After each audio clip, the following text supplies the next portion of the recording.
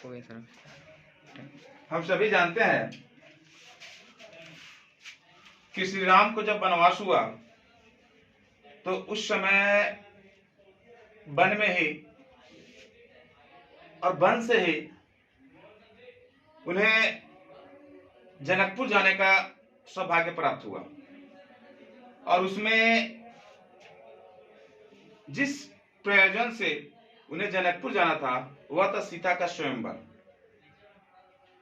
और राजा जनक ने अपनी पुत्री के लिए, अपनी पुत्री सीता के स्वयंवर के लिए एक शिव का धनुष था, जिसके लिए उन्होंने प्रतिज्ञा की थी कि जो भी इस शिव के धनुष को अपने हाथों से उठाकर और उस पर प्रत्यंचा चढ़ा देगा, सीता का विवाह उसी के साथ किया जाएगा। श्री राम ने पहुंचे वहां महर्षि वाल्मीकि के साथ, और जब विभिन्न राज्यों से, विभिन्न देशों से आए हुए राजा अपना अथक प्रयास करने के पश्चात भी जब उस धनुष को न तोड़ पाए तो श्री राम ने जैसे उस धनुष को उठाया वो फूल की तरह हल्के से उठ गया, और उसके बाद जैसे उन्होंने प्रत्यंचा चढ़ाने का प्रयास किया वह धनुष 3 टुकड़ों में बट गया। धनुष के टूटने से जो गर्जना हुई, जिससे गुरु परशुराम वे अपने तपस्या में थे, उनको एहसास हुआ कि किसी ने शिव के धनुष को तोड़ दिया। वे भागे भागे जनक धाम के राज दरबार में पहुंचे, जनकपुर के राज दरबार में पहुंचे। वहां उन्होंने धनुष के टुकड़े देखे और फिर जो हुआ उसी संवाद को यहाँ पर राम लक्ष्मण परशुराम संवाद के रूप में प्रस्तुत किया गया कि वहां पर क्या हुआ। परशुराम जी के बारे में हम लोग पहले से जानते हैं कि वे काफी गुस्सैल और क्षत्रिय कुलद्रोही के रूप में जाने जाते थे। तो परशुराम जी जैसे वहां पहुंचे वे धनुष के टुकड़ों को देख के आग बबूला हो गए और उन्होंने कहा, किस ने इस धनुष को तोड़ा है, मैं उसे नहीं छोड़ूंगा, मैं उसका वध कर दूंगा। ऐसा जब उन्होंने कहा तो श्री राम खड़े हुए और कहते हैं, नाथ संबदनी भंजनी हारा, होई क्यों एक दास तुम्हारा, आयुष का कहिया किन मोही, सुनी रिसाई बोले मुनि को ही। कहते हैं, हे नाथ, जिस किसी ने भी इस धनुष को तोड़ा होगा कोई न कोई आपका दास ही होगा। आप व्यर्थ का गुस्सा ना करें, शांत हो। तब ऋषि मुनि कहते हैं, सेवकु सो जो सेवकाई करे सेवकाई, अरि करे नहीं करी करिया न लड़ाई। कहते हैं, सेवक वह होता है जो सेवा का कार्य करता है, वह नहीं जो बिना कारण अरि करनी करे लड़ाई, बिना कारण के अपने आप को लड़ाई में झोंक दे। ऐसा सेवक नहीं होता है जो बिना कारण के लड़ाई करे। सुनहु राम जेहि शिव धनु तोरा, सहस बाहु समसो रिपु मोरा। कहते हैं, हे राम, आप सुन लो, जिस किसी ने भी इस धनुष को तोड़ा है वह सहस्त्र बाहुओं से मेरा दुश्मन है, शत्रु है। रिपु का मतलब होता है शत्रु। सो बिलगाऊ बिहाई समाजा, न तो मारे जाइए सब राजा। कहते हैं, इसलिए आप उसे इस समाज से भगा दे, इस सभा से आप उसे भगा दे, अन्यथा सारे के सारे राजा यहाँ पर मारे जाएंगे। सुनी मनु वचन लखन मुस्काने, बोले परशुधरे अवमाने। इतना सुनने के बाद लक्ष्मण जी मुस्कुराते हुए कहते हैं, और अवमाने यानी कि एक तरह से परशुराम जी का अवमानना करते हुए, अभी तक जो उनकी छवि थी कि कोई उनके सामने कुछ बोलता नहीं था, वो जो बोले वही सत्य है, जो बोले वही ठीक है। चूंकि वो इतने गुस्सैल थे, इतने उग्र थे कि वो पल भर में ही शत्रुओं का नाश करने की क्षमता रखते थे। आप लोगों ने महाभारत में इनका नाम सुना होगा, विष्णु पितामह। विष्णु पितामह भी उन्हीं के शिष्य थे, जिनके शिष्य इतने महाधनुर्धर हो, महान शक्तिशाली व्यक्ति हो, तो आप समझ सकते हैं वो गुरु कैसे रहे होंगे। बात समझ में? तो उनका अवमानना करते हुए कहते बहु धनु ही तोरी लड़काई कभू ना असीरीस की नहीं गुसाई।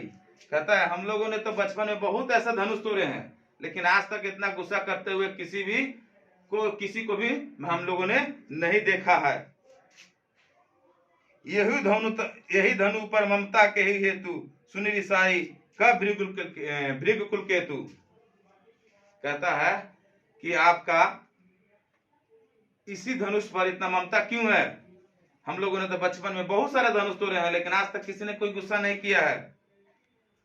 अब इतना सुनने के बाद विश्वामित्र परशुराम जी क्या करते हैं? और ज्यादा गुस्से हो जाते हैं और कहते हैं रे निरी बालक काल बस बोलत तो ही न संभार धनु ही सम त्रिपुरारी धनु विदित सकल संसार। कहते हैं बातों को सुनकर परशुराम क्रोधित स्वर में कहते हैं अरे राजा के पुत्र, मृत्यु के बस में होने से तुझे यह भी होश नहीं कि तू क्या बोल रहा है? तू संभल कर बोल। तू संभल कर नहीं बोल पा रहा है, और तुम जिस प्रकार से बोल रहे हो इससे तुम अपने काल को खुद बुला रहे हो। समस्त विश्व में विख्यात भगवान शिव का यह धनुष क्या तुझे बचपन में तोड़े हुए धनुषों के समान दिखाई देता है? यहाँ पर राम लक्ष्मण परशुराम संवाद का पहला जो पद्यांश है वह समाप्त होता है। इसमें राम लक्ष्मण और परशुराम जी के बीच में जो संवाद होता है उसका एक अंश यहां तक दिया गया हुआ है, जिसमें कहीं न कहीं चूंकि श्री राम ने जब धरती पर अवतरित हुए, जो हम रामायण के माध्यम से देखते हैं जानते हैं, उसके अनुरूप तो वह इस संसार को कुछ न कुछ शिक्षा देने के लिए ही जन्म लिए होंगे, और उनका अपना जो भी जीवन कृत्य है, जीवन में उन्होंने जो कुछ भी किया है, उनकी जो भी जीवनी है, वह समाज को एक अच्छे विचार देने के लिए उनका जीवन है। तो वैसे स्थिति में परशुराम जी के बारे में सभी को जानते हैं कि वो काफी गुस्सैल थे। हमें ऐसा प्रतीत होता है क्योंकि आपके पाठ्य पुस्तक क्षितिज में जितने भी प्रश्न उत्तर है, जब तक आप अपनी भावनाओं को, अपनी समझ को उसके साथ ना जोड़ेंगे, फिर वैसे स्थिति में आपका क्षितिज के, चूंकि सीबीएसई बोर्ड का यह सबसे कोर्स 1 में हिंदी काउंट होता है, हिंदी में कोर्स ए जो है ना वह क्षितिज आता है, इसके बाद भी कोर्स बी भी है। तो कोर्स ए में जितने भी पाठ्य पुस्तक की जो भी समस्याएं आपके सामने आएंगी वो तभी समाधान कर सकते हैं जब उसको अपनी समझ का प्रयोग करके आप उसमें अपनी समझ को डाल दें कि आखिर ऐसा क्यों कहा होगा। अगर आप होते तो क्या करते, आप क्या बोलते, आपको क्या लगता है लक्ष्मण ने परशुराम जी की अवमानना क्यों की होगी? इस प्रकार के प्रश्न आपके सामने आते रहेंगे।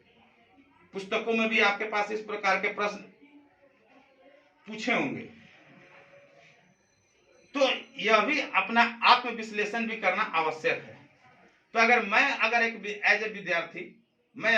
विद्यार्थी के तहत अगर सोचूं, या फिर मैं एक शिक्षक के तहत सोचूं, तो मुझे ऐसा प्रतीत होता है कि परशुराम जी अपने गुस्से के कारण जिस प्रकार से क्षत्रिय कुलद्रोही का वो अपना एक आवरण ओढ़ चुके थे, उसको धीरे धीरे उनके अंदर एक अहंकार की भूमिका में वो चले गए थे। उनको यह अहंकार हो गया था कि मुझसे ताकतवर इस संसार में कोई है ही नहीं। और चूंकि ये इतने महान गुरु थे कि आज भी उनकी पूजा होती है, वो इतने महान थे कि आज भी उनकी पूजा होती है।